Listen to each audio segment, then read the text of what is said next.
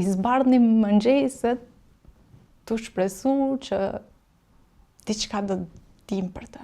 Veç ditëve kur ka pas shi, se gjithë kohën thuajse gjyshe ka nejt jashtë, të prit, mos po vjen dikush edhe po I thot diçka. Ishte shumë e vështirë me rifillu jetën. E di që motra e madhe refuzoi edhe të shkonte në shkollë. Ishte në shkollë të mjekësisë.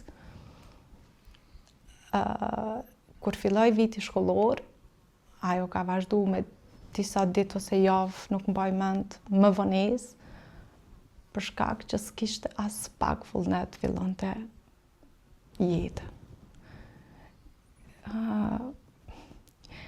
I zbardhni mëngjeset tu shpresu që diçka do dim për të. Çdo lëvizje ose hapje e derës ishte